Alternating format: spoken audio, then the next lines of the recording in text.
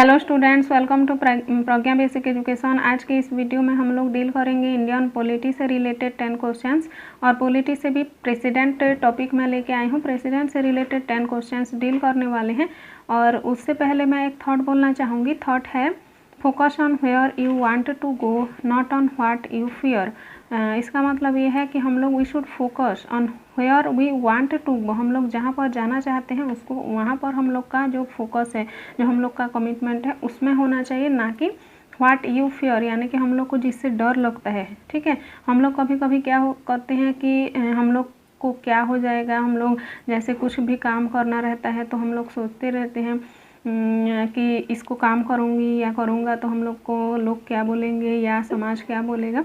तो उससे हम लोग को नहीं फोकस करना चाहिए। उसमें हम लोग को ज़्यादा से ज़्यादा फोकस करना चाहिए अपने एम में, अपने मंजिल में। ठीक है, तो इसी थॉट के साथ शुरू करते हैं आज का सेशन। आज का सेशन का पहला सवाल आपके सामने, Which article of the Indian Constitution says that there shall be a president of India? यानी कि कॉन्स्टिट्यूशन कौन सी आर्टिकल कॉन्स्टिट्यूशन का ये बोलता है कि there shall be a president of India, India में एक प्रेसिडेंट होना चाहिए। तो ऑप्शन आपके सामने है article 52, article 54, article 56 and article 58। Correct answer will B article 52। Okay, article 52 के हिसाब से हम लोग के कॉन्स्टिट्यूशन में ये लिखा गया है कि there shall be a president of India. ठीक है, तो ये कॉन्स्टिट्यूशन क्या होता है, कॉन्स्टिट्यूशन में आर्टिकल्स कितने होते हैं, इसके बारे में थोड़ा सा जानकारी हम लोग ले लेते हैं। कॉन्स्टिट्यूशन एक हम लोग का इंडिया में एक कॉन्स्टिट्यूशन बनाया गया है जिसके तहत पार्लियामेंट, प्रेसिडेंट, प्राइम मिनिस्टर ये सब के बारे में लिखा गया है उसमें। उसके बाद में फंडामेंटल राइट्स, डीपीएसपी के बारे में भी कॉन्स्टिट्यूशन में क्लियर कट मेंशन्ड है। और उसमें बेसिकली 395 आर्टिकल्स थे पहले, अभी उसमें ऐड करके 444 आर्टिकल्स हो गए हैं। और उसी में ठीक है, प्रेसिडेंट से रिलेटेड कितने आर्टिकल्स है, प्रेसिडेंट से रिलेटेड आर्टिकल है 52 to 78। ठीक है, आर्टिकल 52 से 78 के बीच में जितना भी आर्टिकल्स है ये हम लोग को प्रेसिडेंट से रिलेटेड देखने को मिलता है। ठीक है, और प्रेसिडेंट एक्चुअल में क्या होते हैं उसके बारे में भी थोड़ा सा जानकारी लेना यहाँ पर बनता है। तो प्रेसिडेंट को हम लोग फर्स्ट सिटीजन ऑफ इंडिया भी कहते हैं। उसके बाद में चीफ ऑफ द डिफेंस भी कहा जाता है। डिफेंस मतलब यहाँ पर क्या हो जाता है, एयरफोर्स, नेवी।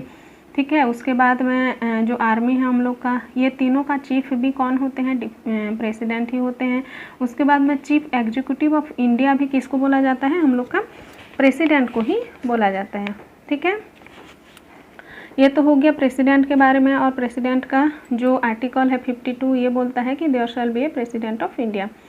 हो गया क्लियर यहाँ तक, उम्मीद है क्लियर हो गया होगा प्रेसिडेंट के बारे में। ठीक है, अब देखते हैं who participates in the presidential election, यानी कि प्रेसिडेंट का जो चुनाव होता है उसमें कौन कौन पार्टिसिपेट कर सकते हैं। ऑप्शन है elected members of both house of parliament, elected and nominated members of the state legislative assembly, members of all union territories, all of the above. Answer क्या हो जाएगा यहाँ पर, answer will be elected members of both the houses of parliament. ठीक है, देखो यहाँ पर ये भी हो सकता था कि अगर इसमें ये ऑप्शन में ऐसे लिखा होता बस elected members of state legislative तो ये सही हो सकता था। लेकिन यहाँ पर क्या आ गया है, कौन सा शब्द आ गया है, नॉमिनेटेड आ गया है। ठीक है, नॉमिनेटेड मतलब किसके द्वारा नॉमिनेट किया जाता है, प्रेसिडेंट के द्वारा या गवर्नर के द्वारा। जो भी नॉमिनेटेड पर्सन होते हैं उन लोग कभी भी प्रेसिडेंट के इलेक्शन में भाग नहीं लेते हैं। ठीक है, तो यहाँ पर हम लोग का आंसर हो जाएगा elected members of both houses of parliament. तो यहाँ पर पार्लियामेंट में बोथ हाउसेस का क्या नाम बन जाएगा, लोकसभा एंड राज्यसभा। ठीक है, next, which of the following is not matched. देखो इसमें 4 ऑप्शंस है और उसमें उसके साइड में दिया गया है कि ये आर्टिकल इससे रिलेटेड है। और इसमें आप लोगों को छांटना है कि कौन सा आर्टिकल ऐसे हैं जो कि अपना ऑप्शन के साथ मैच नहीं होता है। ठीक है, यहाँ पर पूछा गया है नॉट, ध्यान देना है। ठीक है, देखो फर्स्ट में दिया हुआ है आर्टिकल 54 प्रेसिडेंशियल इलेक्शन, ये तो बिल्कुल सही है क्योंकि आर्टिकल 4 डील करता है प्रेसिडेंशियल इलेक्शन के बारे में। प्रेसिडेंट का इलेक्शन कैसे होगा, नेक्स्ट है article 55 that is related to manner of presidential election, यानी कि प्रेसिडेंट का जो इलेक्शन है वो किस मैनर में होगा, कौन कौन पार्टिसिपेट कर सकते हैं उसमें, ठीक है। ये यानी कि 54 और 55 इलेक्शन से रिलेटेड है। और हाँ, यहाँ एक बात और बोलना चाहूँगी मैं कि प्रेसिडेंट का जो इलेक्शन प्रोसेस है, प्रेसिडेंट का इलेक्शन के बारे में जो भी जो इन्फॉर्मेशन रिलेटेड है उसको हम लोग कहाँ से लिए हैं, यानी कहाँ से कॉपी किए हैं, that is of Ireland. Ireland से इसको लिया गया है, ठीक है। कॉन्स्टिट्यूशन हम लोग का इंडियन कॉन्स्टिट्यूशन सबसे बड़ा कॉन्स्टिट्यूशन है वर्ल्ड में, और उसमें बहुत सारे कंट्री से हम लोग कॉपी करके अपना कॉन्स्टिट्यूशन में मेंशन किए हैं, ठीक है। तो इसमें आर्टिकल 54 और article 55 president election of president और that is copied from Ireland, ठीक है। नेक्स्ट आ जाता है हम लोग के सामने article 60 procedure for impeachment of the president, ये सही है या गलत। और नेक्स्ट आता है article 123 power of the president to promulgate ordinance. देखो फोर्थ वाला तो एकदम सही है, क्योंकि आर्टिकल 123 जो है वो क्या करता है, power of president to promulgate ordinance, ordinance making power से रिलेटेड है आर्टिकल 1, 2, 3। और हम लोग का जो करेक्ट ऑप्शन हो जाएगा दैट इज आर्टिकल 60, यानी कि third option article 60 procedure of impeachment of president, यानी कि प्रेसिडेंट का जो इम्पीचमेंट है वो आर्टिकल 60 से रिलेटेड नहीं होता है बल्कि आर्टिकल 61 से रिलेटेड होता है। कौन से article, article 61 that is procedure of impeachment of president. और ये जो प्रोसीजर ऑफ इम्पीचमेंट है, महाभियोग का प्रस्ताव जो है, उससे हम लोग प्रेसिडेंट को उसके पद से हटा सकते हैं, ठीक है। और ये जो इम्पीचमेंट प्रोसेस है उसको कॉपी कहाँ से किया गया है, that is from USA, okay. Next question में चलते हैं, how can the post of the president be vacant, vacant यानी खाली, प्रेसिडेंट का जो पोस्ट है वो कैसे खाली हो सकता है या कैसे वैकेंट हो सकता है। ऑप्शन आपके सामने है, फर्स्ट है on expiry of his tenure, ये तो बिल्कुल सही बात है कि टेन्यूर का जब एक्सपायरी हो जाता है, टेन्यूर उसका जब कार्यकाल खत्म हो जाता है तब उसका पोस्ट वैकेंट हो सकता है, बिल्कुल सही है। नेक्स्ट है बाय हिज रेजिग्नेशन, रेजिग्नेशन से भी उसका पोस्ट खाली हो सकता है, ठीक है। नेक्स्ट है only on the commencement of impeachment of Rajya Sabha, देखो यहाँ पर बस राज्यसभा दिया गया है ना, तो इसलिए राज्यसभा ओनली लिखा है, इसलिए राज्यसभा से नहीं बल्कि राज्यसभा और लोकसभा दोनों के कमेंसमेंट से ही इम्पीचमेंट प्रोसेस होता है। तो यहाँ पर हम लोग का करेक्ट ऑप्शन बन जाएगा that is only A and B, यानी कि fourth option will be our answer, okay. Next चलते हैं क्वेश्चन नंबर 5। क्वेश्चन नंबर 5 है which of the following appointment is not made by the president of India. देखो president के द्वारा बहुत सारे अपॉइंटमेंट होते हैं, ठीक है। यहाँ पर 4 ऑप्शन है, speaker of Lok Sabha, chief justice of India, chief of air force या चीफ ऑफ द आर्मी, ठीक है। तो इसमें जो हम लोग का करेक्ट ऑप्शन हो जाएगा दैट इज A, यानी कि स्पीकर ऑफ लोकसभा, यानी कि स्पीकर ऑफ लोकसभा एक ऐसे पर्सन है, ऐसे आदमी है जो कि प्रेसिडेंट के द्वारा अपॉइंटेड नहीं होते हैं। बाकी जितने भी ऑप्शंस है जैसे चीफ जस्टिस ऑफ इंडिया हो गया, चीफ ऑफ एयरफोर्स हो गया, चीफ ऑफ आर्मी हो गया, ये तीनों प्रेसिडेंट के द्वारा ही अपॉइंट किए जाते हैं। इसके अलावा प्रेसिडेंट के द्वारा और कौन कौन अपॉइंट किए जाते हैं, that is chairperson of UPSC, उसके बाद में attorney general of India, controller and auditor general of India, जैसे फिलहाल अभी controller and auditor general of India यानी कि कैग ऑफ इंडिया प्रेसिडेंट के द्वारा नियुक्त हुए हैं, ठीक है। और उनका नाम क्या है, गिरीश चंद्र मुर्मू जी, और जो कि पहले जम्मू एंड कश्मीर के लेफ्टिनेंट गवर्नर रह चुके थे, ठीक है। तो प्रेसिडेंट के द्वारा हम लोग किसको किसको अपॉइंट करते हैं, CJI यानी chief justice of India, chief of air force, navy भी, चीफ ऑफ आर्मी, ये सब बहुत सारे ऐसे होते हैं जो कि प्रेसिडेंट के द्वारा अपॉइंट किया जाता है, ठीक है। उसके बाद में फाइनेंस कमीशन, गवर्नर को भी यहाँ तक कि प्रेसिडेंट के द्वारा अपॉइंट किया जाता है, ठीक। होप आप लोगों को समझ आ रहा होगा, और समझ आ रहा है तो प्लीज़ लाइक करना मत भूलना मेरे चैनल को, और सब्सक्राइब भी करना और अपने फ्रेंड्स वगैरह के साथ शेयर भी करना, ठीक है। तो चलिए शुरू करते हैं क्वेश्चन नंबर 6। क्वेश्चन नंबर 6 है how many former presidents have been awarded Bharat Ratna till now, यानी कि हम लोग के जो जितने प्रेसिडेंट अभी तक रह चुके हैं उसमें से ऐसे कितने प्रेसिडेंट है जिनको कि भारत रत्न अवार्ड से सम्मानित किया जा चुका है, बताइए। ऑप्शन है आपके सामने 2, 3, 5 एंड 6। बताओ कितने ऐसे प्रेसिडेंट हैं जिनको कि भारत रत्न अवार्ड से सम्मानित किया जा चुका है। ऑप्शन आंसर हो जाएगा 6। ओके,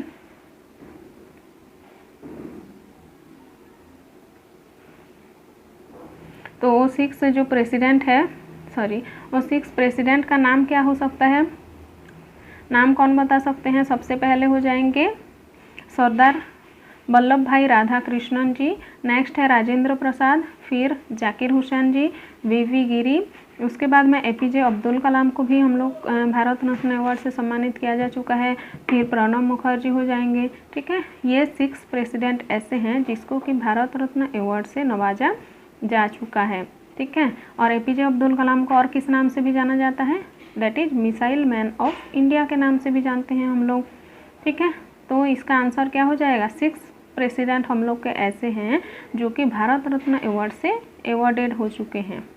ठीक, question number 7, which of the following president of India was the person to be elected on opposed, यानी कि इनमें से कौन सा ऐसे प्रेसिडेंट है, इसमें तो प्रेसिडेंट का नाम मेंशन नहीं है बल्कि उनका जो ऑर्डर है उसका मेंशन है, जैसे 4th प्रेसिडेंट हो गए, 12th हो गए, 6th हो गए या 8th हो गए। बताओ इसमें से कौन सा ऐसे प्रेसिडेंट है जिसको कि ऑन अपोज्ड निर्विरोध रूप से चुना गया था? Answer will B 6th president. तो 6th प्रेसिडेंट का नाम क्या हो जाएगा भाई? 6th प्रेसिडेंट का नाम हो जाएगा नीलम संजीवा रेड्डी जी। नीलम संजीवा रेड्डी को ऑन अपोज्ड यानी कि निर्विरोध तरीके से प्रेसिडेंट के रूप में इलेक्ट किया गया था।